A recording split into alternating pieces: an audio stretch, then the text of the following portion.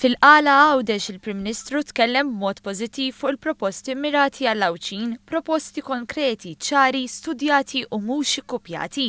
Fisser kif kontrarju għall proposta tal-Partit Nazzjonalista l-10,000 euro tal-Partit Laburista se jmorru għal min f'Għawdex irid joħloq ix-xogħol. Aħna l-10,000 euro tafu l-meħantuhom.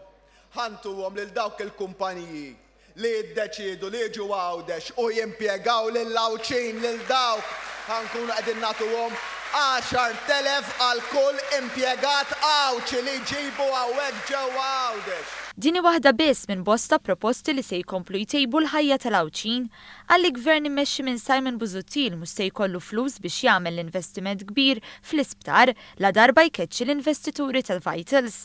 Għalhekk l-unika alternattiva li għandu hija biss li jbeżza u joħloq il-kalunji. Joseph Muscat iżda qal li permezz ta' dan l-investiment aktar ħaddiema fil-qasam tas-saħħa jistgħu jaħdmu f'Għawdex stess. Il-bieraħ qalli għax l-Għawdxin kontra l-isptar. U kontra l-isptar, l-Għawdxin favuri jkollna investiment.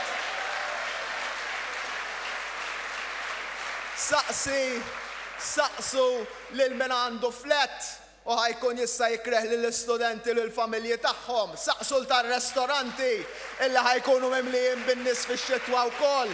Saqsu tal-lokandi li ħajkollhom il-pazjenti li jmorru joqogħdu għandhom. Fuq kollox temm jgħid li l-poplu qed jinduna bl-ipokrezija ta' min jippritka perfezzjoni u min jipprattika dak li jippritka.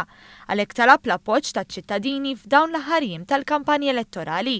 Mhux biżżejjed vot lil Partit Laburista iżda hemm bżonn li wieħed jikkonvinċi. U jien għalhekk nitlob l-għajnuna tagħkom biex tibqgħu tgħinuni nikkonvinċu aktar nies.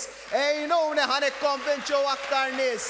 Ejnuni ħanimxu l-qoddim, ejnuni ħalli ma nifqux nofs triq, ejnuni ħalli nkomplu ngħinu lilkom u l-familji tagħna għaliex l-aqwa żmien ta' pajjiżna għadu ġej.